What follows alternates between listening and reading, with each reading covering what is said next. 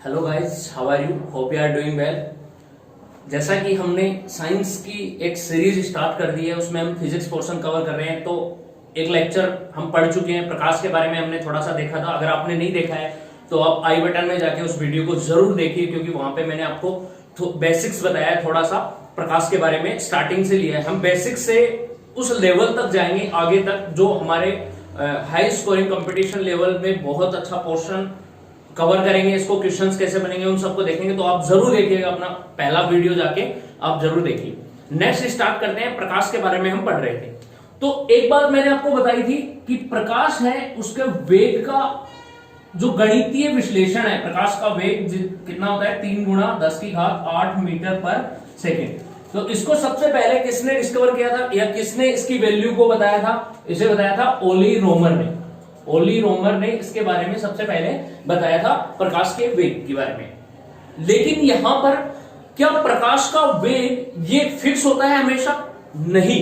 ये जो प्रकाश का वेग है वो कहां पर होता है? निर्वात में। और निर्वात में प्रकाश का वेग सर्वाधिक होता है, सबसे ज्यादा होता है। अब यहां पे बात ये आती है, तो निर्वात में ये सबसे ज्यादा वेग है, तो माध्यम में प्रवेश करे। अब माध्यम भी होते हैं, जैसे हम माध्यम की बात बताऊं, अपने छोटी क्लास है 10th क्लासों तक पढ़ा है, सघन माध्यम और विरल माध्यम मानते हैं। इस प्रकाश की इस चैप्टर साइंस की लैंग्वेज में 2 माध्यम होते हैं उनको। तो यहां पर जब प्रकाश किसी दूसरे माध्यम में प्रवेश करता है तो उसके वेग में हमेशा क्या आती है? कमी। माध्यम में प्रवेश करने पर माध्यम में वेग क्या हो जाता है? घट जाता है। यहां पे वेग में कमी होगी, और वो कमी किसके ऊपर निर्भर करती है? वेग में जो कमी होती है या वृद्धि होती है, वेग का बदलना, ये माध्यम के अपवर्तनांक पर निर्भर होती है। किस पे निर्भर होती है? माध्यम के अपवर्तनांक, जिसको किससे डिनोट करते हैं? म्यू या एन से डिनोट करते हैं। ये बात मैंने आपको बताई थी। अब यहां पे हम थोड़ा सा आगे चलते हैं। तो प्रकाश है वो विद्युत चुंबकीय तरंगें होंगी, और विद्युत चुंबकीय तरंगें होती हैं वो एक स्पेक्ट्रम के रूप में होती है। स्पेक्ट्रम बोलते हैं उसको, स्पेक्ट्रम। और उस स्पेक्ट्रम का नाम है विद्युत चुंबकीय तरंग स्पेक्ट्रम। तो प्रकाश है वो विद्युत चुंबकीय तरंग स्पेक्ट्रम का एक पार्ट है।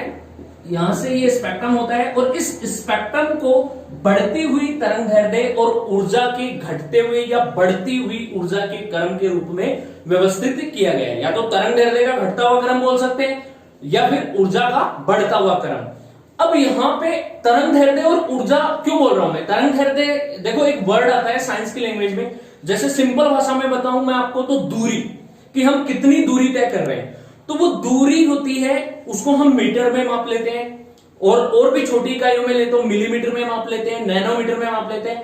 वही दूरी जब तरंगे तय करती है, तरंगे आगे बढ़ती हुई किसी माध्यम में आगे की ओर संचरित होती हैं, तो तरंगों द्वारा तय की गई दूरी का ही साइंटिफिक नेम है तरंगदैर्ध्य। और तरंगदैर्ध्य होती है कि अपना एक चक्कर पूरा करने में कितनी दूरी तय करती है, वो उसकी वेवलेंथ बोलते हैं, इंग्लिश में वेवलेंथ बोलते हैं। क्लियर है? तो तरंगदैर्ध्य एक प्रकार की दूरी होती है। तरंगदैर्ध्य होती है वो ऊर्जा की व्युत्क्रमानुपाती होती है। व्युत्क्रमानुपाती मतलब इन रिवर्स होती है, उल्टी। अगर ऊर्जा बढ़ती है तो तरंगदैर्ध्य घटेगी, और ऊर्जा घटती है तो तरंगदैर्ध्य बढ़ेगी। तो उस आधार पर ये विद्युत चुंबकीय तरंग स्पेक्ट्रम बनाया गया। इस तरंग स्पेक्ट्रम में कुछ तरंगे, तो सबसे पहले तरंगे ली गई वो कौन सी है? सबसे पहले रेडियो तरंग। कौन सी तरंग है? रेडियो।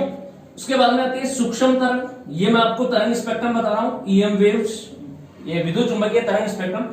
इसके बाद में तीसरी आती है अवरक्त किरणें। अवरक्त तरंगे बोल सकते हैं या किरणें भी बोल सकते हैं, एक ही बात है। ये अवरक्त किरणों के बाद में चौथा आता है, वो आता है दृश्य प्रकाश। ये होता है दृश्य प्रकाश, और यही दृश्य प्रकाश है वो ये प्रकाश होता है जिसके बारे में हम पढ़ रहे हैं। क्लियर है? तो ये दृश्य प्रकाश यहीं से लिया गया है। फिर इसके बाद में जो 5वां होगा वो कौन सा होगा? पराबैंगनी किरणें।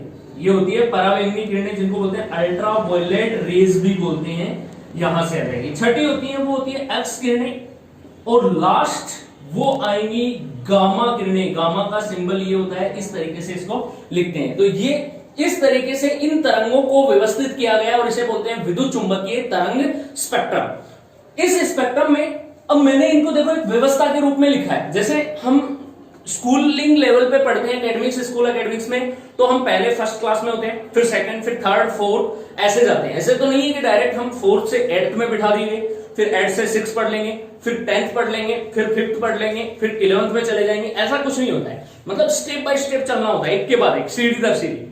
वैसे ही ये जो तरंगे हैं वो तरंगों का स्पेक्ट्रम एक व्यवस्था के आधार पर एक निश्चित क्रम में व्यवस्थित किया गया है, इसे बोलते हैं स्पेक्ट्रम, विद्युत चुंबकीय तरंग स्पेक्ट्रम।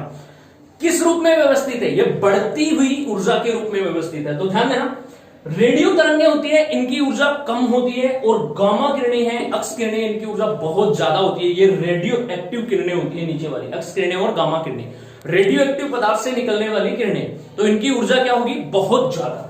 इनकी ऊर्जा होगी ज्यादा, नीचे वाले की ऊर्जा मोर, और ऊपर वाले की जो ऊर्जा होती है वो क्या होगी? कम होगी। इसका मतलब कौन से क्रम में? ऊर्जा के बढ़ते हुए क्रम में। मतलब ऊपर से नीचे जाने पर ऊर्जा क्या हो रही है? बढ़ रही है। क्लियर है? ये एरो का निशान दिखा रहा है, ऊपर से नीचे जाने पर ऊर्जा बढ़ रही है। अब मैंने अभी जस्ट 10 सेकंड पहले आपको बताया कि ऊर्जा जब बढ़ती है तो तरंग दैर्ध्य क्या होगी? घटेगी। इसका मतलब ऊपर से नीचे की ऊर्जा बढ़ रही है तो ऊपर से नीचे तरंग दैर्ध्य घटेगी। इसका मतलब तरंग दैर्ध्य वेवलेंथ किसकी ज्यादा होगी? तरंग दैर्ध्य को लैम्डा से लिखते हैं, एक सिंबल बताऊंगा मैं आपको, लैम्डा ऐसे लिखा जाता है, और ऊर्जा को इसे, इसकी ज्यादा होगी, और इसकी जो लैम्डा होगी वो क्या होगी? कम होगी। कौन सी की? गामा किरणें। ये ज्यादा दूरी तय नहीं कर पाती है। देखो, तरंग दैर्ध्य का मतलब वे तरंगे जिनकी तरंग दैर्ध्य ज्यादा हो वो अधिक दूरी तय करेंगी। दूरी से बताया था मैंने।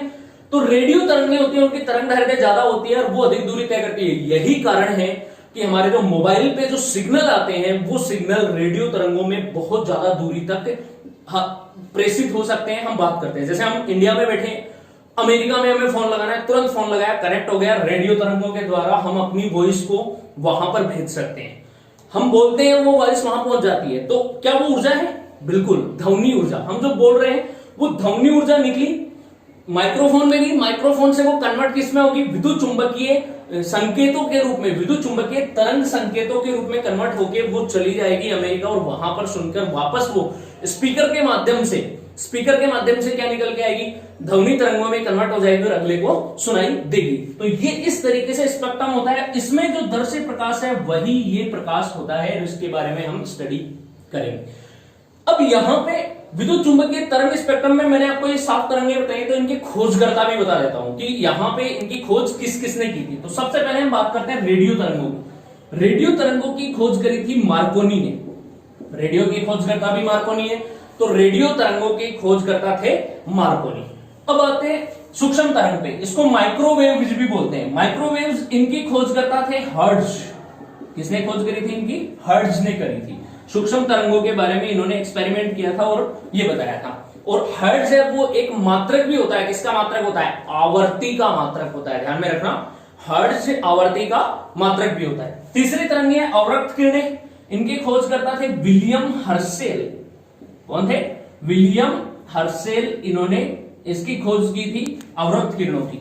दर्श्य प्रकाश सदाबहार, इनके खोजकर्ता थे न्यूटन। और जो दर्श्य प्रकाश की खोज करी थी न्यूटन ने सबसे पहले, और उसके बाद में इस पे स्टडी बहुत सारे साइंटिस्ट ने की थी कि प्रकाश की प्रकृति क्या है, किस तरीके से होता है, उनके बारे में बताया था। पराबैंगनी किरणों, तो पराबैंगनी किरणों के खोजकर्ता थे रीटर। कौन थे? रीटर। अब ये नाम याद रख सकते हैं, बहुत इजी है। देखो, पराबैंगनी में पहला अक्षर है प और रीटर में है री, तो दोनों को जोड़ दो, क्या बन गया? परी। तो पराबैंगनी तरंग किरणों को हम परी से, ये एक शॉर्ट ट्रिक है, इससे हम याद रख सकते हैं कि पराबैंगनी किरणों के खोजकर्ता कौन थे? रीटर। इसके बाद में आते हैं अक्स किरणें। अक्स किरणों के खोजकर्ता थे रोंजन। इसको बोलते हैं रोंजन, रोंटजन लिखा जाता है इंग्लिश में, ये होते हैं रोंजन। और गामा किरणों के खोजकर्ता कौन थे? बैकुरल थे। इन्होंने, बैकुरल ने गामा किरणों की खोज करी थी। तो ये अलग अलग विद्युत चुंबकीय तरंग स्पेक्ट्रम की जो तरंगे हैं उनके खोजकर्ता मैंने बता दिए किस तरीके से लेने। ये बहुत अच्छा क्वेश्चन बनता है। और तरंग दैर्ध्य ऊपर की ओर बढ़ती है, नीचे की ओर क्या होती है? घटती है। ये देख लेना इस तरीके से। क्लियर है? अब यहां पे मैं आपको एक बात और बताना चाहता हूं। हम पढ़ रहे हैं प्रकाश के बारे में, तो प्रकाश है वो दर्श्य प्रकाश ये है। तो देखो, तरंग दैर्ध्य का बढ़ता हुआ घटता हुआ क्रम है, यहाँ पे नीचे की ओर घटेगी। तो क्या दर्श्य प्रकाश की तरंग दैर्ध्य की रेंज क्या है वो बात करते हैं। तो देखो, बहुत सारी डिफरेंट बुक होती है, उनमें तरंग दैर्ध्य की रेंज चेंज होती रहती है। तो यहां पर एक जो ऑलमोस्ट ठीक ठाक रेंज है वो मैं आपको बता देता हूं। जो दर्श्य प्रकाश होती है उसकी तरंग दैर्ध्य की रेंज होती है वो होती है 3900 एंगस्ट्रोम। देखो एंगस्ट्रोम का सिंबल है, ये साइंस की लैंग्वेज में यूज करते हैं, मैं बताऊंगा इसकी वैल्यू कितनी होती है वो भी बात करेंगे। 3900 एंगस्ट्रोम से लेके 7800 एंगस्ट्रोम के बीच में ये दृश्य प्रकाश की तरंग दैर्ध्य की रेंज होती है। अब यहाँ पे दृश्य प्रकाश में कौन से रंग आते हैं, तो छोटी क्लासों में भी आपने पढ़ा है कि दृश्य प्रकाश में 7 रंग होते हैं, क्योंकि सूर्य से आने वाला जो श्वेत प्रकाश है उसमें 7 रंग है, और वो 7 रंग कौन से होते हैं, VIBGYOR, VIBGYOR, violet, indigo, blue, violet होता है बैंगनी, इंडिगो जामुनी, और ब्लू होता है नीला, ग्रीन हरा, येलो पीला, ऑरेंज नारंगी और रेड लाल। 7 रंग होते हैं। इन्हीं 7 रंगों की तरंग दैर्ध्य इस रेंज में होती है, जहां पर लाल रंग की तरंग दैर्ध्य क्या होती है, सबसे ज्यादा, और वॉयलेट बैंगनी रंग की जो तरंग दैर्ध्य होती है वो क्या होती है, सबसे कम होती है, और लाल रंग की सबसे ज्यादा होती है। ये यहाँ पे ध्यान रखने वाली बात है। तो दृश्य प्रकाश की तरंग दैर्ध्य की रेंज कितनी लेनी है हमें, 3900 एंगस्ट्रोम से लेके 7800 एंगस्ट्रोम के बीच में होती है। कई बुक्स में ये 3500 एंगस्ट्रोम से 8000 एंगस्ट्रोम के बीच में भी मिलेगी, तो वो देख लेंगे। एडजस्टमेंट अगर देखें तो इतना ही होता है, इसके बीच में लगभग यही आती है, 3500 से 8000 के बीच में। एंगस्ट्रोम की बात कर रहा हूं मैं। अब ये एंगस्ट्रोम लिखा है, देखो ए नोट, ए ऊपर 0 सा लगा है, इसको बोलते हैं एंगस्ट्रोम। क्या बोलते हैं इसको, एंगस्ट्रोम। और एंगस्ट्रोम की वैल्यू होती है वो किसके इक्वल होती है, 10 की घात माइनस 10 मीटर के बराबर होती है। एक एंगस्ट्रोम बराबर होता है 10 की घात माइनस 10 मीटर। तो इस तरीके से हम इनकी तरंग दैर्ध्य देख सकते हैं दृश्य प्रकाश की, और इनके विद्युत चुंबकीय तरंग स्पेक्ट्रम के बारे में जान सकते हैं। तो ये प्रकाश के कुछ यहाँ पे बातें थी। आज के लेक्चर में हम थोड़ा सा और आगे बढ़ेंगे, यहाँ पर किस तरीके से चलते हैं, क्योंकि हम प्रकाश की घटनाओं में भी जाएंगे। हमें जितना ज्यादा हो सके उतने कम लेक्चर्स में हम ज्यादा से ज्यादा कवर करने की कोशिश करेंगे। तो आप पिछला जो वीडियो था जिसमें मैंने थोड़ा बहुत बेसिक्स बताया था वो आप जरूर देखिएगा, आई बटन में आपको यहाँ पे दिख जाएगा, वहां पे जाके आपको वीडियो देखना है। नेक्स्ट आगे चलते हैं।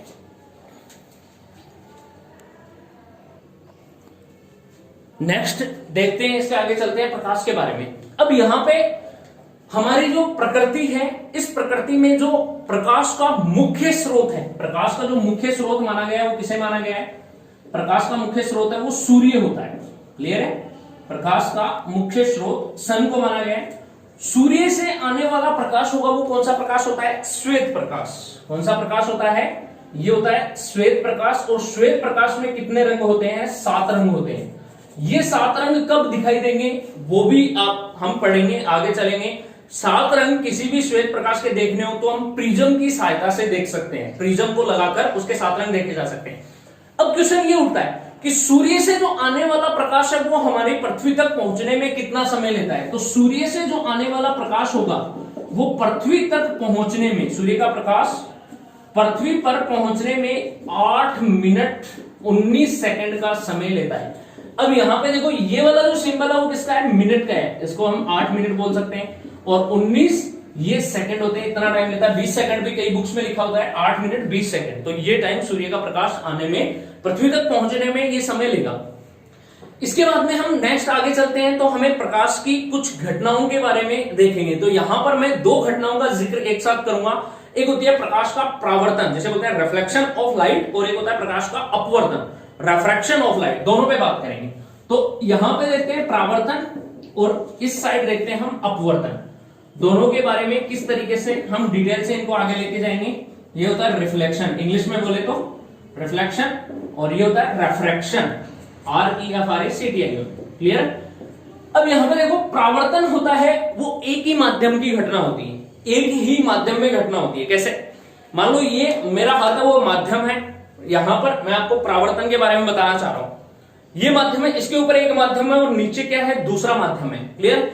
जब किसी प्रकाश स्रोत से प्रकाश किसी समतल सतह पर आपतित होता है, आपतित मतलब आने वाला प्रकाश, और सतह से टकराकर पुनः उसी माध्यम में लौट जाए, तो प्रकाश की यह घटना क्या कहलाती है, प्रावर्तन। अब प्रावर्तन कैसे होगा, मान लो ये एक समतल सतह है, समतल सतह पर यदि कोई प्रकाश आ रहा है इस तरीके से, तो सतह से टकराकर वो प्रकाश पुनः उसी माध्यम में लौट जाए, ये आपतित किरण, और टकराकर वापस उसी माध्यम में लौट जाए, तो इस घटना को कहते हैं प्रकाश का प्रावर्तन कहते हैं। ये किरण कौन सी है, आपतित किरण। क्लियर है। और ये जो वापस जाएगी वो कौन सी किरण होगी, प्रावर्तित किरण। यहां पे इस तरीके से जाएगी। अब यहां पे परावर्तन में 2-3 पॉइंट शोर होते हैं। जिस समतल सतह के बिंदु पर टकराती है प्रकाश किरण, उस बिंदु पर सतह के लंबवत खींची गई रेखा अभिलंब होती है। तो इस बिंदु पर ये वाली जो रेखा होगी वो क्या होगी, इसका अभिलंब होगा। इसे हम क्या बोलेंगे, अभिलंब। और अभिलंब के साथ आपतित किरण का बना कोण, ये वाला कोण कौन सा कोण कहलाता है, आई से डिनोट करते हैं, इसको बोलते हैं, आई को आपतन कोण। कौन सा कोण बोला जाता है, आपतन कोण। इन शॉर्ट बोले तो आपतित किरण का बना कोण कौन सा कोण होगा, आपतन कोण होगा। क्लियर है। समतल सतह से आपतन कोण नहीं बनता है, कहां से बनता है, हमेशा ध्यान में रखना, अभिलंब से।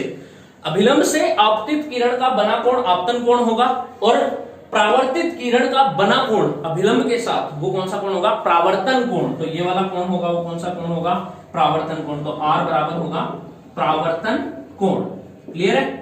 यहां पे ये परावर्तन की घटना होती है कि जब कोई प्रकाश किरण किसी एक माध्यम की सतह पर टकराती है और टकराकर पुनः उसी माध्यम में लौट जाए, तो इस घटना को प्रकाश का परावर्तन कहते हैं। और परावर्तन में ये कोण होगा आपतन कोण, और ये होगा कौन सा, परावर्तन कोण। अब यहां पे हम बात करते हैं परावर्तन के नियम। तो परावर्तन में 2 नियम लागू होते हैं। पहला नियम क्या कहता है, परावर्तन का नियम, कि परावर्तन की घटना में आपतन कोण का मान किसके बराबर होगा, परावर्तन कोण के बराबर होता है। तो इसके जो नियम है परावर्तन के, पहला नियम कहता है कि कोण I बराबर होगा कोण R के। आपतन कोण का मान किसके बराबर होता है, परावर्तन कोण के बराबर होता है। ये पहला नियम। दूसरा नियम क्या कहता है इसका, कि जब कोई समतल सतह पे प्रकाश किरण आती है, यहां से इस पे टकराई और टकराकर उसी माध्यम में लौट गई, तो यहां से देखो आपतित किरण, परावर्तित किरण और अभिलंब तीनों ऊपर ही है, इस समतल सतह के ऊपर। मतलब एक ही माध्यम और एक ही तल, बोर्ड के तल पे है ना, देखो इस तरीके से बोर्ड के तल पे दिख रहे हैं, तो एक ही तल और एक ही माध्यम, दूसरे माध्यम में प्रवेश नहीं करे, क्योंकि ये समतल सतह है, वो दूसरे माध्यम से पृथक कर रही है। तो किसमें रहते हैं, एक ही माध्यम और एक ही तल में होंगे। दूसरा नियम कहता है कि आपतित, परावर्तित और अभिलंब, ये तीनों आपतित किरण, परावर्तित किरण और अभिलंब एक ही तल में, इसमें रहते हैं, एक ही तल। और बोल सकते हैं तो क्या बोलेंगे इसमें, माध्यम भी क्या होता है, एक ही होता है, माध्यम एक। किस, कौन सी घटना में, परावर्तन की घटना में। यहां पर इस तरीके से परावर्तन को डिफाइन करते हैं। तो ये थी परावर्तन की डेफिनेशन और इसके नियम। अब हम बात करते हैं अपवर्तन की घटना, रिफ्रैक्शन पे। क्या कहता है अपवर्तन, देखो सेम इसकी तरह, परावर्तन की तरह एक समतल सतह लेते हैं। जब कोई प्रकाश किरण समतल सतह पर आपतित हो और सतह से टकराकर दूसरे माध्यम में प्रवेश कर जाए, तो इस घटना को हम क्या कहेंगे, अपवर्तन। जबकि परावर्तन में क्या होता है, दूसरे माध्यम में प्रवेश नहीं करती, सतह से टकराकर उसी माध्यम में लौट जाती है, और अपवर्तन में दूसरे माध्यम में प्रवेश कर जाती है। तो मान लो ये एक सतह है, XY सतह, इस सतह पर एक प्रकाश किरण आ रही है, यहां से ये ऐसे, ये आपतित हो रही है, और ये इस सतह से टकराकर दूसरे माध्यम में इस तरीके से आ जाए, चाहे वो इधर आ जाए, चाहे दूर चली जाए, कैसे भी चली जाए, दूसरे माध्यम में प्रवेश कर गई, तो ये घटना क्या कहलाती है, अपवर्तन कहलाती है।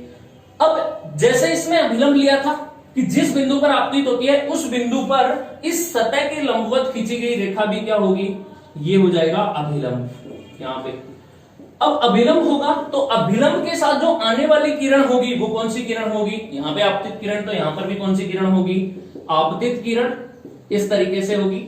और फिर जब ये प्रकाश किरण दूसरे माध्यम में जा रही है, तो इसका क्या हो रहा है, यहां पे अपवर्तन। जबकि यहां पे क्या होता है, सतह से टकराकर वापस उसी माध्यम में लौट जाती है, तो परावर्तन। तो यहां पे तो ये परावर्तित किरण होगी, और अपवर्तन की घटना में इस किरण को क्या बोलेंगे, अपवर्तित किरण बोलेंगे। कौन सी किरण बोलेंगे, अपवर्तित किरण।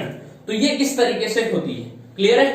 अब यहां पे जब हम यहां आपतन कोण और परावर्तन कोण ले सकते हैं, तो यहां पर आपतित किरण का अभिलंब के साथ बना कोण कौन सा कोण कहलाता है, आपतन कोण। और अपवर्तित किरण का अभिलंब के साथ बना कोण, ये वाला कोण क्या कहलाता है, अपवर्तन कोण। आर से लिखेंगे, देखो परावर्तन कोण को भी आर से लिखते हैं और अपवर्तन कोण को भी आर से लिखेंगे। तो कोण आई तो क्या होगा, आपतन कोण, और कोण आर कौन सा कोण हो जाएगा, अपवर्तन कोण हो जाएगा। तो ये घटना होती है वो कौन सी कहलाती है, अपवर्तन की घटना कहलाती है। तो यहां पर आपको अच्छे से समझ में आया होगा कि किस तरीके से परावर्तन होता है और किस तरीके से अपवर्तन होता है। बोर्ड थोड़ा छोटा है, आप भी थोड़ा अप्रिशिएट कीजिएगा। अब यहाँ पे मैं भी कोशिश कर रहा हूं कि आपको इस छोटे से बोर्ड पे बहुत ज्यादा बताने की कोशिश करूं, फिर भी हमसे जितना होगा हम खुले खुले लिखेंगे और बहुत अच्छी तरीके से समझने का प्रयास करेंगे। नेक्स्ट आगे चलते हैं। देखो इसी में यहां पे मैंने आपको प्रावर्तन बता दिया, यहां पे अपवर्तन बता दिया, दोनों में डिफरेंसेस आपको थोड़ा बहुत समझ में आ गया होगा। यहां से एक डिफरेंस समझ में आ रहा है कि प्रावर्तन में तो प्रकाश किरणें उसी माध्यम में चली जाती है, जबकि अपवर्तन में प्रकाश किरणें, ये ऊपर वाला माध्यम है वो माध्यम नंबर 1 मान लेते हैं और नीचे वाला माध्यम है वो माध्यम नंबर 2 मान लेते हैं। एक माध्यम से दूसरे माध्यम में प्रवेश करती है। एक बात तो साफ हो गई कि प्रावर्तन की घटना में आपतित किरण, प्रावर्तित किरण और अभिलंब तीनों एक ही माध्यम में होते हैं, जबकि अपवर्तन की घटना में तीनों अलग अलग माध्यम में चले जाते हैं, एक में नहीं होते हैं। थोड़ा सा आगे और चलेंगे तो देखते रहिए आप। अपवर्तन में दो तरीके से अपवर्तन हो सकता है। क्यों? क्योंकि इसमें माध्यम दो होते हैं, एक माध्यम से प्रकाश किरण आती है और दूसरे माध्यम में प्रवेश करती है। तो यहां पे देखते हैं, अब ये दो माध्यम है तो दोनों माध्यम कौन से हो सकते हैं? दो माध्यम या तो सघन माध्यम हो सकता है या फिर क्या हो सकता है, सघन माध्यम के अलावा विरल माध्यम हो सकता है। ये दो माध्यम है। तो प्रकाश किरण या तो सघन से विरल में जा सकती है या विरल से सघन में जा सकती है। यही घटना हो सकती है यहां पर अपवर्तन की घटना में। तो यहां पर दोनों देखते हैं। मान लो पहली घटना बता रहा हूं मैं आपको, यहां से ये प्रकाश किरण है वो विरल माध्यम से सघन में जा रही है। ये माध्यम है विरल और ये है सघन। एक प्रकाश किरण है वो विरल से सघन में प्रवेश करे तो किस तरह से अपवर्तन होगा? जब कोई प्रकाश किरण विरल माध्यम से आपतित हो और सघन माध्यम में प्रवेश करे तो यह अपवर्तन के पश्चात अभिलंब की ओर झुकती है। ध्यान में रखना, ये कौन सी किरण है? आपतित किरण। और ये कौन सी है? अपवर्तित किरण। तो इस स्थिति में ये कौन होगा? आपतन कोण, और ये वाला होगा अपवर्तन कोण। तो क्या होगी? जब प्रकाश किरण विरल माध्यम से सघन माध्यम में प्रवेश करती है तो अभिलंब की ओर झुकती है। ये अपवर्तित किरण होगी, ध्यान से देखना, अपवर्तित किरण। और यहां पे लेंगे तो ये वाली किरण कौन सी होगी? आपतित किरण होगी। तो इस स्थिति में जब प्रकाश किरण विरल से सघन में प्रवेश करे तो कौन सा कोण बड़ा है? बताओ, आपतन कोण बड़ा होगा कि अपवर्तन कोण बड़ा होगा? तो इस स्थिति में आपतन कोण, कोण I इज ग्रेटर देन होगा कोण R, ये होगा। क्लियर है? दूसरी इसी पे ले कि इसका जस्ट रिवर्स करें। यदि प्रकाश किरण सघन माध्यम से विरल में प्रवेश करे तो क्या होगा? तो प्रकाश किरण यदि सघन माध्यम से विरल में प्रवेश करती है तो इस स्थिति में अभिलंब से दूर हटती है। ये अभिलंब होगा, तो इस स्थिति में क्या होगी? अभिलंब से दूर हटेगी। तो आपतन कोण I और ये वाला होगा अपवर्तन कोण। तो इस स्थिति में अपवर्तन कोण R इज ग्रेटर देन होगा कोण I। कब? जब प्रकाश किरण सघन माध्यम से विरल में प्रवेश करे तो अपवर्तन कोण ज्यादा होगा, और जब प्रकाश किरण विरल से सघन में प्रवेश करे तो आपतन कोण का मान क्या होगा? ज्यादा होगा। तो ये इस तरीके से घटनाएं होंगी। अब यहां पर एक बात और बताता हूं मैं आपको। प्रावर्तन की घटना होती है, वहां पर प्रकाश किरण है वो सतह से टकराकर उसी माध्यम में चली जाती है। तो जब प्रकाश किरण, आपतित किरण और अपवर्तित किरण दोनों, प्रावर्तित किरण दोनों एक ही माध्यम में रहती है तो क्या प्रकाश का वेग बदलेगा? नहीं, एक माध्यम में प्रकाश का वेग नहीं बदलता है। ये बात मैंने आपको स्टार्टिंग में बताई थी कि निर्वात में वेग है उतना ही रहेगा, अगर किसी माध्यम में उतना ही रहेगा। लेकिन जब माध्यम बदल जाता है, एक से दूसरे में प्रवेश करता है, तो प्रकाश का वेग घट भी सकता है और बढ़ भी सकता है। कब? एक माध्यम से दूसरे माध्यम में। जबकि निर्वात से माध्यम में जाएगा तो हमेशा घटेगा। क्यों? क्योंकि निर्वात में तो सबसे ज्यादा होता है, इसलिए माध्यम में तो घटेगा। अब यहां पर देखो, ये निर्वात नहीं है, ये विरल माध्यम है, विरल से सघन में जा रहा है, तो प्रकाश का वेग क्या होगा? घटेगा। क्यों? क्योंकि सघन माध्यम में प्रकाश के कण हैं, अणु होंगे, यहां पे माध्यम के जो अणु होंगे वो पास पास होंगे, सघनता ज्यादा होगी, डेंसनेस, जिसके कारण वो प्रवेश करेगा तो वेग में क्या आएगी? कमी ही आएगी। हमेशा ध्यान में रख लेना, जब प्रकाश किरण विरल से सघन में जाती है तो वेग क्या होता है? वेग में कमी आती है, घटता है। कौन सी कंडीशन में? पहली। फिर दूसरी इसके जस्ट विपरीत, यदि प्रकाश किरण सघन से विरल में प्रवेश करती है तो इस स्थिति में वेग में क्या होगी? वृद्धि होती है, वेग बढ़ता है इसमें। अब यहां पर यह है कि निर्वात से माध्यम में जाए तो हमेशा घटेगा। क्यों? क्योंकि निर्वात में सबसे ज्यादा होता है। तो ये कुछ अपवर्तन की घटनाएं थी, इस तरह से होते हैं अपवर्तन। में हम थोड़ा सा और भी आगे जाएंगे, इसमें और भी डिटेल से देखेंगे कि किस तरह से है। तो नेक्स्ट यहीं पे देखते हैं, इसी लेक्चर में हम इसको खत्म करते हैं। अपवर्तन और परावर्तन दोनों में क्या डिफरेंसेस है, वो डिफरेंसेस जो मेन पॉइंट है, की पॉइंट क्वेश्चन के, क्वेश्चन को कैसे लगाना है, वो मैं यहां पे अब वो ट्रिक बताऊंगा आपको कि किस तरह से सोचना है। तो देखिए,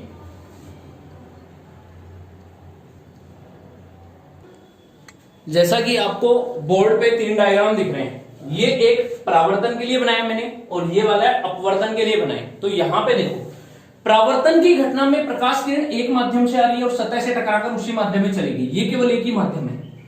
अब इसको माध्यम एक है तो क्या एक ही माध्यम में प्रकाश का रंग चेंज हो जाएगा? जैसे ये रूम है, मैं जहां पे वीडियो शूट कर रहा हूं मैं, वहां पर एक मैंने CFL बल्ब लगाया व्हाइट कलर का या लाल रंग का कोई भी एक 0 वाट का बल्ब लगाया। मैं इस रूम के किसी भी कोने में बैठ जाऊं, यहां बैठ जाऊं, यहां बैठ जाऊं, कहीं पर भी बैठ जाऊं, क्या मुझे उसका रंग चेंज दिखेगा बल्ब का? नहीं।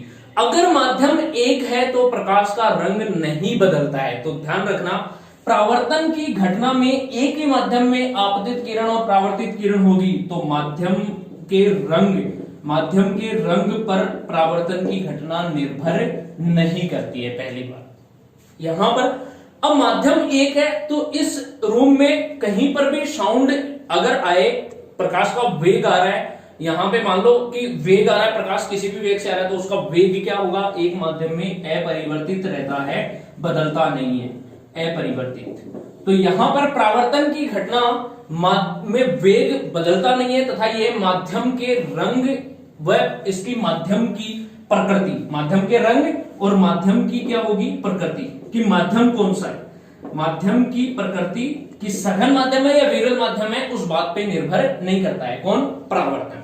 क्लियर है? अगर सघन माध्यम होगा तो वही रहेगा, अगर विरल है तो वही रहेगा। तो कोई भी माध्यम हो इस बात पे निर्भर नहीं करेगा। जबकि अपवर्तन की घटना में क्या होगा? प्रकाश है वो एक माध्यम से दूसरे में प्रवेश कर रहा है तो माध्यम चेंज हो गया। एग्जांपल के लिए मैं बात करता हूं, देखो यहां पे मान लो ये रूम है, इधर खिड़की लगी हुई है और उस पे शीशे लगे हुए हैं, यहाँ पे हम ग्लास बोल सकते हैं। कौन से कलर के? लाल रंग के। यहां पे व्हाइट कलर का CFL बल्ब जल रहा है, मैं खिड़की में जाके दूसरी साइड जाके और खिड़की बंद है और वहां से उस अंदर वाले माहौल को देखूं तो खिड़की वाले ग्लास से मुझे वो प्रकाश कैसा दिखेगा? लाल रंग का दिखेगा। जबकि एक्चुअल में कैसा है? व्हाइट, और बाहर से देखने पर, दूसरे माध्यम से देखने पर लाल हो जाएगा। इसका मतलब माध्यम का रंग क्या होगा? बदल जाता है। तो अपवर्तन की घटना में माध्यम का रंग माध्यम के रंग पर निर्भर करेगा और माध्यम का जो रंग होगा वो क्या होगा? बदल जाता है, इस पर निर्भर करता है। फिर दूसरी बात, अगर मैं बाहर से देखूंगा तो मुझे बल्ब अंदर जल रहा है उसकी तीव्रता ज्यादा होगी, और बाहर से देखूंगा तो मुझे उसकी लाइट क्या हो जाएगी? डिम हो जाएगी दूसरे माध्यम में। तो माध्यम में जाने पर प्रकाश की तीव्रता भी क्या होती है? बदलती है, और प्रकाश का वेग भी क्या होता है? बदलता है। तो इस स्थिति में यहां पर प्रकाश की तीव्रता और वेग दोनों ही क्या होते हैं? बदल जाते हैं। कौन सी घटना में? अपवर्तन की घटना में। तो ये माध्यम के रंग पर भी निर्भर करता है, माध्यम की प्रकृति पर भी निर्भर करती है। कौन सी घटना? माध्यम की प्रकृति, इस पर भी निर्भर करेगी अपवर्तन की घटना। जबकि परावर्तन की घटना है वो ना तो माध्यम के रंग पे निर्भर करती है, ना माध्यम की प्रकृति पर निर्भर करती है, और इसमें प्रकाश का वेग भी क्या रहता है? अपरिवर्तित। आई होप आपको अच्छे से समझ में आ गया होगा आज का लेक्चर। आज के लेक्चर की यही एंडिंग करते हैं। नेक्स्ट इसके बाद में आगे का पोर्शन है वो हम आगे के लेक्चर में डिस्कस करेंगे। हमारी क्लासेस कंटिन्यू रहेगी, आप देखते रहिए, अपने दोस्तों के साथ शेयर कीजिए, चैनल को सब्सक्राइब कर दीजिए और जो घंटी वाला बटन है बेल आइकन उसको दबा दीजिए ताकि हमारी नेक्स्ट वीडियोस के नोटिफिकेशन आपको मिलते रहे और आपको यहाँ पे इंग्लिश और साइंस का बेहतरीन कॉम्बिनेशन मिलेगा all over the competition exams. तो आप देखते रहिए और हमसे जुड़े रहिए। Thank you.